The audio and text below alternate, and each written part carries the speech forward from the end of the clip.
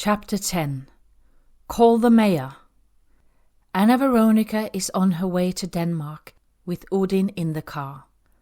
She refers to herself as a gypsy by now, and so do the people who are closest to her.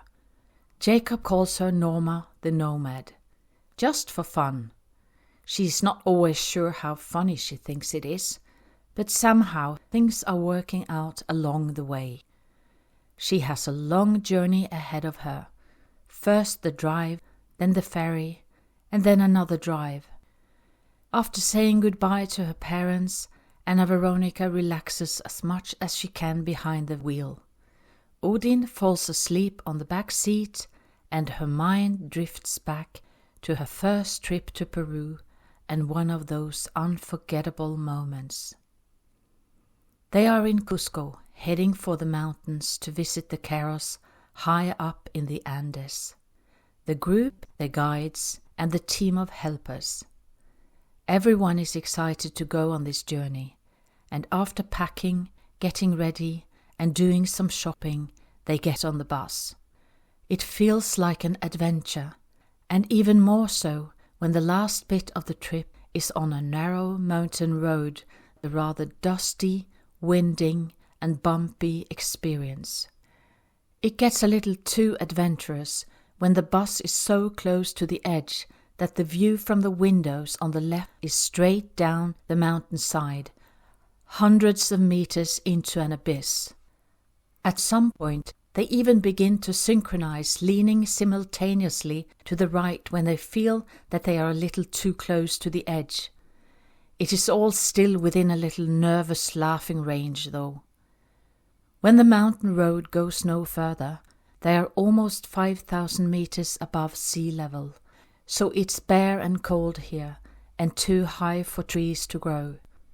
Everyone is happy to get out of the bus, and while some sit down to rest, others chat or grab something to eat. Upon entering this mystical land, Anna Veronica's eyes catch 3 children who are approaching their group slowly and carefully. They stop and watch them from a distance, naturally shy but inquisitive and with beautiful faces. Although they seem to expect nothing, Anna Veronica is guessing what they might be hoping for. She opens her rucksack and finds 3 chocolate bars. Before coming here, they were told that a good idea would be to bring warm clothes, pens and pencils, crayons, notebooks, biscuits, and chocolate for the people here. She signals to the children that the chocolate is for them, and they approach each other slowly. The children politely and shyly accept the gift, and Anna Veronica does not think more about it until maybe 15 or 20 minutes later, when the oldest girl from before is back with 2 younger children. Again they politely and shyly keep their distance. She smiles at them and finds 2 more chocolate bars for the newcomers.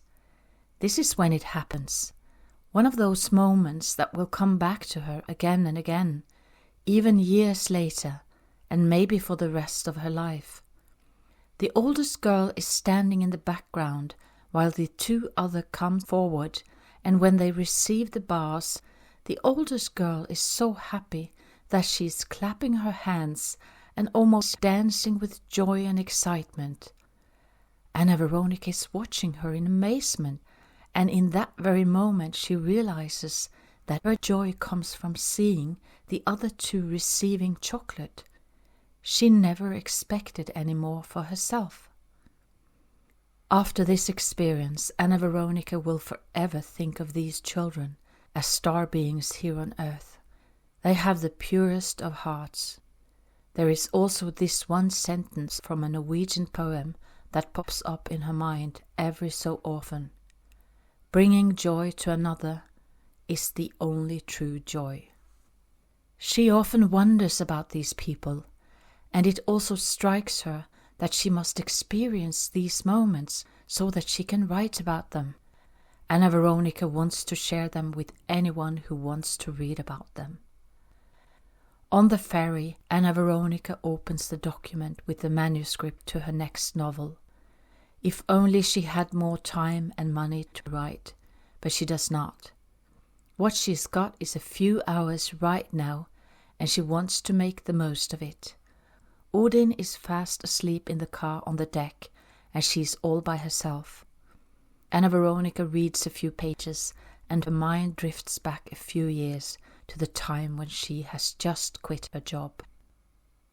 She continues to rent the annex until the summer holidays begin. If her ex-husband is out traveling with work, she goes to stay in his house to be with Alexander and Odin. Somehow things are working out, and during this time Anna Veronica borrows a semi-professional microphone and begins to make an audiobook from her first novel, written in Norwegian. She narrates and edits it herself. If she were to pay for an actor, a sound studio, and an audio editor, it would cost her a fortune, and her financial situation is not much to brag about. Doing it herself is a great solution, and something she has wanted to do for a long time. Anna Veronica also begins to work on her grandma's poetry. She still has a dream about publishing them one day, and she enjoys this kind of work. When the holiday starts, Anna Veronica goes to Norway with Odin and stays there until the autumn. Alexander joins her when he can. He will be starting college after summer. During this time she spends weeks and weeks working on Grandma's poems. She writes them down, reads through them, edits them, and arranges them according to various themes. As the work progresses, Anna Veronica finds it natural to divide them into 3 books, with around 100 poems in each, and the title will be Grandma's own words from one of her notebooks, Life Drops. Her mom helps her proofread the poems. Her brother reads through them as well, while her youngest sister makes a beautiful drawing for the cover. Her mom and her brothers, Anna Veronica's uncles, finance the printing of the books. She will publish them in her own publishing company, and she is honored to be the one who gets this opportunity. This is meaningful and heartfelt work to her, and the poems are like songs from Grandma's own heart and soul. Their themes are universal, and Anna Veronica is amazed that every time she reads one of the poems, it is as if she reads it for the first time. She is so excited the day that she picks the books up from the printing company. They turn out great. When Anna Veronica goes back to Denmark later that autumn, she rents Liam's house for the next few months.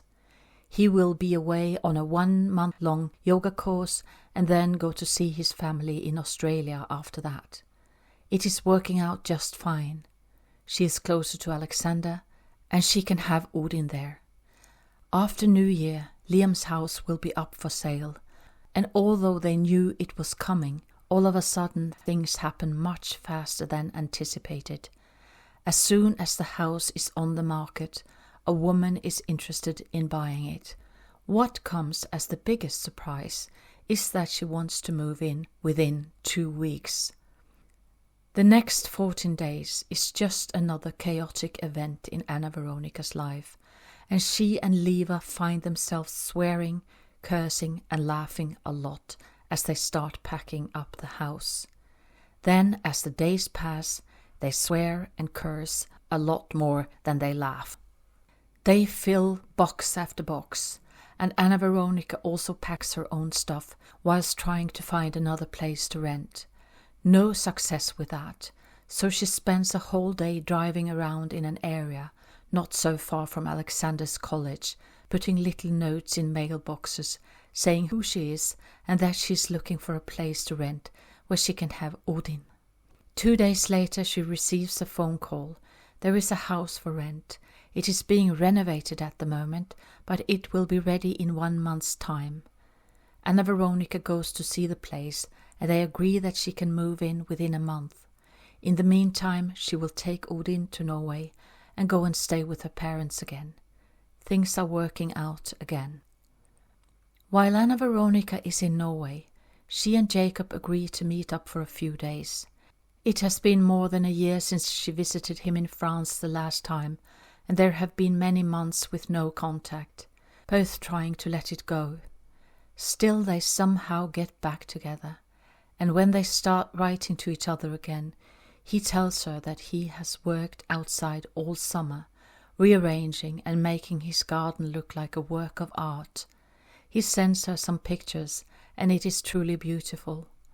Anna Veronica is in a better place now, and feels that she is not so easily triggered by the circumstances anymore. Jacob picks her up at the airport, and they head south. Anna Veronica enjoys the beautiful drive. Although she has never been here before, she feels a strange connection to the land and the scenery, with the fertile rolling hills and the lush green forests that seem almost familiar to her. Meeting up is so much better than the email communication, and just like before, they click right away and begin to talk about everything that is happening in their lives. They are both so stressed from their life circumstances that it dominates much of their conversation, and at some point they come up with what becomes their mantra for this trip. Call the mayor. Time and again they come up with an episode, a situation, a memory, an experience, a meeting, a circumstance, an idiot, when what they really should have done was to call the mayor. At least they should get some help from someone, and if the mayor cannot help, then who? The Queen of England? The King of Norway? Jacob and Anna Veronica are having a laugh, something they do so well when they are together, and they enjoy the days like they have done before. Jacob has some work to do, and Anna Veronica spends time writing.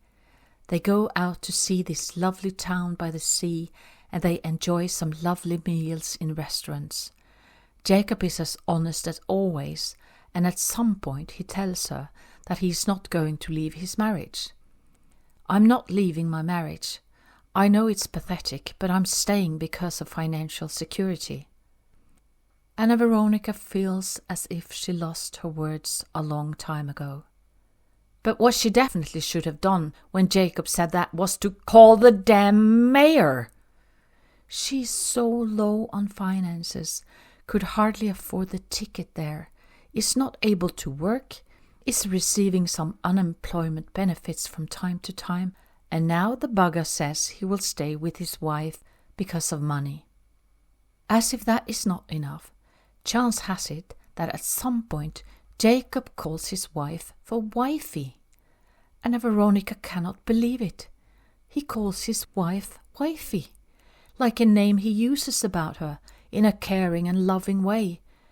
She was never a jealous person, but what the heck is she doing here?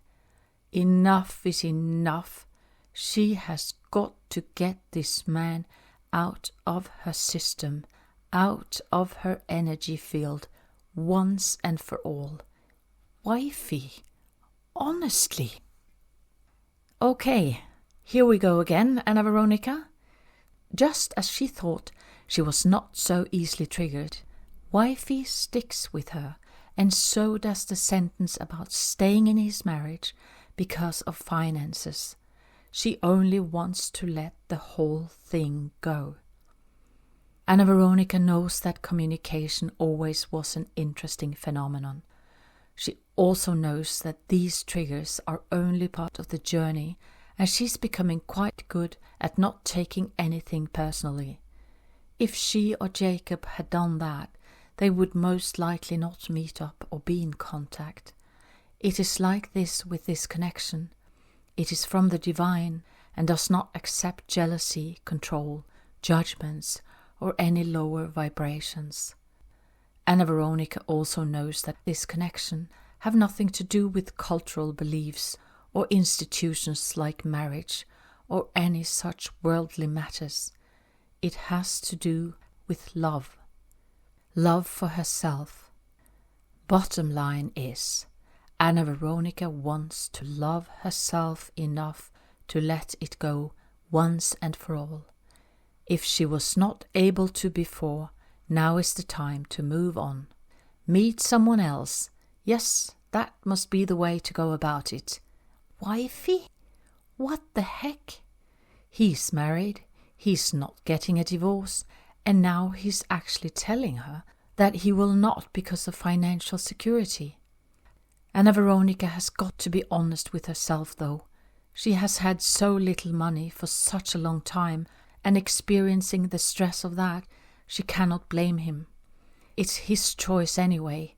Besides, he has told her about his business that went bankrupt some years back and left him in huge debt, and that he spent every night for weeks on the sofa watching Fawlty Towers just to see someone more stressed out than himself, and then laughing himself to sleep in a state of utter despair.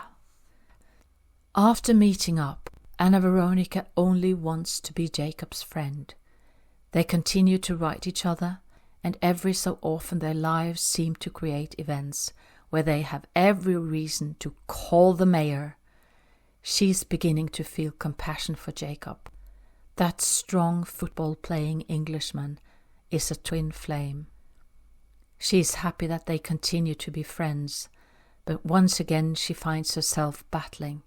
And if Jacob brings up the idea of meeting up or about wrestling another woman, Anna Veronica cannot understand why on earth she would want to fight for a man who stays in his marriage because of money and calls his wife wifey. She knows very well by now that this connection has nothing to do with any so-called normal relationship between two people. Still, there seems to be a continuous fight between her personality and her soul, and her internal dialogues are often quite interesting. Okay, Solly, that's enough. What is it that you want from me? Nothing. Nothing, eh? Then why won't you leave me alone? Calm down. Calm down? That's easy for you to say, you timeless, infinite son of a... You are beautiful. What? Beautiful? I'm a freaking mess. You're a beautiful mess. Oh, dearest me. You're my higher self, aren't you? That's what I hear people call you anyway. Yes, some people call me that, but I go under many names. I love you. What? I love you. Do you? Yes, I do. Do you really love me? Yes, of course. I always have, and I always will. But I'm so tired. I know. Then rest, my dear girl. Okay, I will try. Thank you. As the time passes, and everything on the outside seems to fall apart, bit by bit, Anna Veronica finds something else. Somewhere along the line, she becomes friends with her own brokenness. She begins to accept her humanity and comes to peace with her own vulnerability. She begins to embrace her own mess of a journey and stops judging herself. It's not so important to her what other people think. She knows her journey, and God also knows.